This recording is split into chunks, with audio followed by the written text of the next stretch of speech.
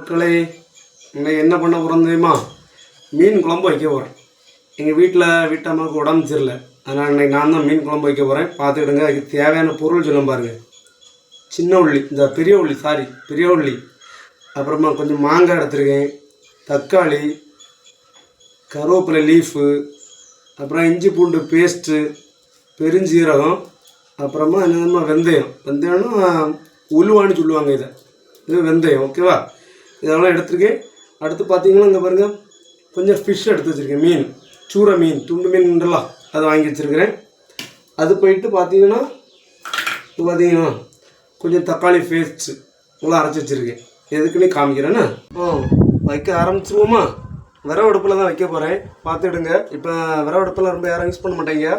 நாங்கள் விரவு அடுப்பில் தான் வைப்போம். ஆனால் என்னென்னா தீ பத்திரம் ரொம்ப கஷ்டம். ஈஸியான வழியை எங்கள்கிட்ட இருக்குது. இங்கே பாருங்கள், கொஞ்சம் போல் டீசல் டிக்கின்னு அடிச்சுக்கிடுங்க. அப்படியே தீப்பெட்டி எடுத்து கொளுத்தி அப்படியே போட்டுற வேண்டியதான். அது பற்றிட்டே இருக்கட்டும். அப்புறமா நமக்கு சட்டிலாம் வச்சு ரெடி பண்ணி காட்டுறேன்.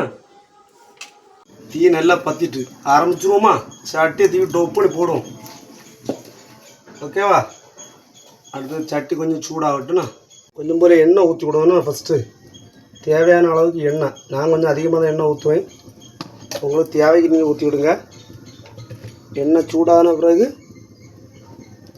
இன்னும் சூடாகலை பார்த்தீங்களா? இன்னும் சூடாகலை. சட்டி நல்லா சூடாகிட்டு பார்த்தீங்களா? என்ன பார்த்தீங்களா? இதுதான் உலுவான்னு சொல்லுவோம் நாங்கள். அது போட்டாச்சா? அது பொட்டிகிட்டே இருக்கும்போது அப்படியே பெருஞ்சீரகத்தை அப்படியே போட்டுருங்க. அது சூடாகி கிளியரானோன்னா அடுத்து பச்சை மிளகாய், அப்புறமா கொஞ்சம் கருவேப்பிலை, கப்பான்னு வரும். அடுத்து என்ன பண்ணணும்னா உள்ளி, பல்லாரின்னு சொல்லுவோம்ல அது, அந்த உலுவான்னு சொல்லுவோம்ல அது வெந்தயம் பார்த்துக்கிடுங்க. சரியா? உள்ளியை போட்டாச்சா? அடுத்து நல்லா கொஞ்சம் வதக்கணும். பார்த்துருங்க, நல்லா கொஞ்சம் வதங்கி வரட்டு. சரியா? நல்லா வதங்கிடுச்சு. உள்ளி வதங்கணும். நம்ம இஞ்சி பூண்டு அரைச்சி வச்சுருக்கோம்ல, நான் தள்ளி தான் வச்சுருக்கேன். இஞ்சி பூண்டை போடணும். போட்டு கொஞ்சம் அந்த பச்சை வைக்க போகிற வரைக்கும் நல்லா வதக்கணும். பார்த்துருங்க, ஒரு செகண்ட் ஒரு மினிட்டுங்கெல்லாம் வதக்கணும். அப்போ தான் அந்த பச்சை வாடை போனோன்னா நல்லா அப்படி ஒரு வதக்கி முடிச்சுட்டு அந்த மணம் வருது பாருங்க. கம்மான்னு இந்த மணம் வரும், அம்மனு வரும். இந்த மணம் முடிஞ்சோன்னா நம்ம வச்சுருக்கக்கூடிய தக்காளி பழம் இருக்குல்ல, அந்த தக்காளி பழத்தை போடணும். பார்த்துருங்க, போட்டு அப்படியே கொஞ்சம் நேரம் கிண்டி அது பேஸ்ட் மாதிரி கொஞ்சம் ஆகணும். அது வரைக்கும் கொஞ்சம் நம்ம தீயை போட்டு பேஸ்ட் மாதிரி ஆகிற வரைக்கும் வதக்கிடுவோம். பார்த்தீங்களா? இப்படி இந்த பருவத்துக்கு வந்துருக்கும். பேஸ்ட் மாதிரி நல்லா அப்படி கொஞ்சம் நல்லா வெந்து ஒரு பருவத்துக்கு வந்துடும். பாருங்க, அப்படி வந்த பிறகு என்ன செஞ்சுருப்போம், நம்ம அரைச்சி வச்சுருந்துருமா தக்காளி பேஸ்ட்டு சேர்த்து காட்டணும்னா அந்த தக்காளி பேஸ்ட்டு தட்டணும். பார்த்துருவோம், தக்காளி பேஸ்ட்டு தட்டிட்டு அப்படி கொஞ்சம் நேரம் கிண்டி விடணும். கிண்டி விட்டுட்டு கொஞ்சம் நேரம் தீயை வேணால் கொஞ்சம் கம்மி பண்ணி வச்சுக்கிடணும். பார்த்துருங்க, சரிங்களா? அது பேஸ்ட்டு போல் நல்லா எல்லாம் ஆகிட்டு விட்டுங்களா? அதனால் பிறகு பார்த்துட்டுங்க கொஞ்சம் போல் மஞ்சத்தூள், அப்புறமா ஒரு ஸ்பூன் மல்லிப்பொடி,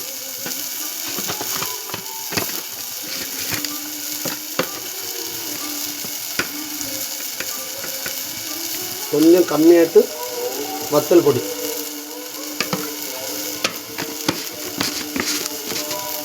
போட்டு என்ன பண்ணணும்னா அந்த மசாலா வேவது வரைக்கும் கொஞ்சம் நல்லா கிண்டணும். அது கொஞ்சம் டேஸ்ட் மாதிரி வர மாதிரி. ஏன்னா நம்ம இதை தேங்காய் அரைச்சி ஊற்ற மாட்டோம் பார்த்தீங்களா? ஆனால் எப்போவுமே கபான்னு எடுத்து பார்த்துடுங்க. பேஸ்ட் மாதிரி ஆகணும். நம்ம அம்மியில் அரைப்போம் பார்த்தீங்களா பேஸ்ட்டு, அந்த மாடலில் பார்த்தீங்களா அப்படி பேஸ்ட் போல் வந்துடும். நல்லா வேகணும். அந்த பச்சை வெக்க எல்லாம் போய் அந்த மசாலாலெல்லாம் மனம் நச்சுன்னு வரணும். பார்த்துருங்க, அப்படி அந்த எண்ணெய் எல்லாம் பிரிஞ்சு வரும். மேலே வரது வரைக்கும் கிண்டணும். பார்த்துருங்க, எனக்கு இது எப்படி தெரியும்னா, நாங்கள் வெளிநாட்டில் வேலை பார்க்கும்போது பசங்க எல்லோரும் சேர்ந்து நாங்கள் சமையல் பண்ணுவோம். அதில் தான் நான் கற்றுக்கிட்டேன். பார்த்துடுங்க. எல்லாமே எனக்கு யாரும் சொல்லியெல்லாம் ஒன்றும் கொடுக்கல, நாங்களாக தான் கற்றுட்டு சமையல் பண்ணது. சரிங்களா? நல்லா பேஸ்ட்டு போல் நல்லா வந்துட்டு பாருங்க, சூப்பராக வந்துட்டு பார்த்தீங்களா?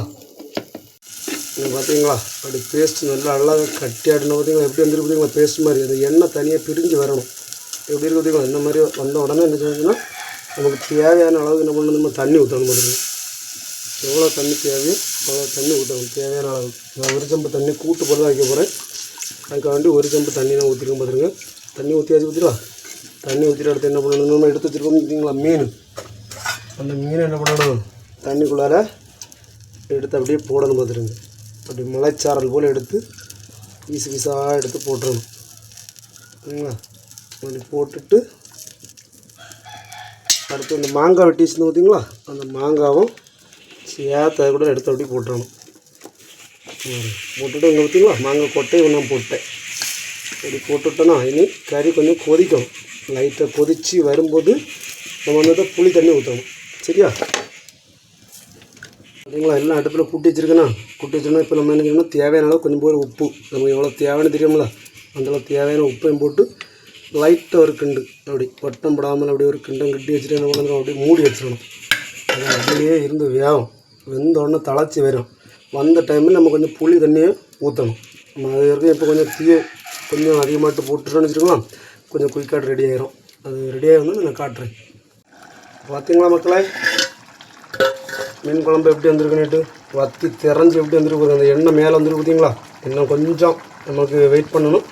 இந்த டைமில் என்ன பண்ணணும்னா நம்ம என்ன பாருங்க, உப்பு எப்படி இருக்குன்னு பார்த்து லைட்டாக அப்படி அப்படியே பட்டம் படாமல் அப்படி மேலாண்டாவில் போட்டு லேசாக அப்படி பார்க்கணும் பார்த்துருங்க. இப்போ உப்பு கொஞ்சம் குறவாக தான் இருக்குது, நம்ம அதை கடைசி லேசாக போட்டுக்கலாம். இப்போ கடைசி என்னன்னா புளி இருக்குதுன்னா புளி தண்ணி லைட்டாக தேவை, ஏற்கனவே நம்ம தக்காளிலாம் போட்டுருக்கோம் பார்த்தீங்களா, அதனால் தேவைக்கு மாத்திரம் புளி தண்ணி ஊற்றி விடணும். ஊற்றிட்டு அப்படியே மூடி ஒரு 5 நிமிஷம் வச்சுட்டு இறக்கிடலாம், உப்பையும் போட்டுட்டு. சரியா? லாஸ்ட்டாக நம்ம பார்த்தோம் உப்பு கம்மியாக இருக்குது பார்த்தீங்களா, அதனால் கொஞ்சம் உப்பு போட்டாச்சு. உப்பு போட்டு என்ன பண்ணணும்னா நீ கரண்டி போடக்கூடாது, ஆப்பை போட்டு கிண்டுனா மீனெல்லாம் பொடிஞ்சுக்கும். இப்படி டவல் ஒன்று எடுத்துகிட்டு அப்படியே 2 குலுக்கு இப்படி குலுக்கிட்டு வச்சுருக்கலாம், அழகாக இருக்கும். அப்படி வச்சு என்ன பண்ணணும்னா கடைசியில் கொஞ்சம் போல் கருவேப்பிலை இருக்குது பார்த்தீங்களா, அதை அப்படி பிச்சு பூச்சாறது போல் அப்படி போட்டு இறக்கிட்டோம்னா விஷயம் முடிஞ்சு இவ்வளோதான் மீன் குழம்பு. அவ்வளோதான். ஒரு நிமிஷம் மூடி வச்சுட்டு வச்சுருக்கலாம், முடிஞ்சு அவ்வளோதான். இனி நம்ம வந்து கொஞ்சம் ஒரு 2 செகண்ட் வச்சுட்டு வச்சுருக்கலாம், நல்லா அப்படி கொஞ்சம் தெரிஞ்ச நல்லா ஜம்முன்னு இருக்கும். இனி இப்போ ஆற வச்சுட்டு எடுத்து சாப்பிட்றதுங்களா சூப்பராக. நான் இப்போ காட்டுறேன் சாப்பிடுச்சுன்னா. ஒத்துருவா மக்களே, மீன் குழம்பு கடைசியாக நைட்டு ரெடி ஆகிடுச்சு. கலரை பற்றிலாம் எப்படி இருக்குன்னுட்டு அந்த எண்ணெய் எல்லாம் பிரிஞ்சு எப்படி இருக்குது பற்றிலாம் அருமையாக இருக்கும். கொஞ்சம் கிட்ட காட்டுமா பார்த்தீங்களா? மீன் குழம்பு எப்படி இருக்குன்னு பார்த்தீங்களா, சூப்பராக இருக்கும். இதை அப்படியே குவாரணும் கொஞ்சம் போகணும். அந்த மாங்காய் துண்டை ஒன்று பாருங்கள், சோறு போட்டுருந்துருக்கு பார்த்தீங்களா, சூப்பராக இருக்கும் பார்த்துருங்க. நீங்கள் வந்து எப்படி இருக்கு பாருங்க, 2 மீன் துண்டு ஒரு மாங்காய் அப்படி கொஞ்சம் மலைச்சாரல் போல் ஊற்றி சாப்பிட்டுன்னு வச்சுருக்கோங்க. நான் சாப்பிட போகிறேன், நீங்களும் இந்த மாதிரி செஞ்சு சாப்பிடுங்க, எம்மே டேஸ்ட்டாக இருக்கும். கேட்டிங்களா? பாய்.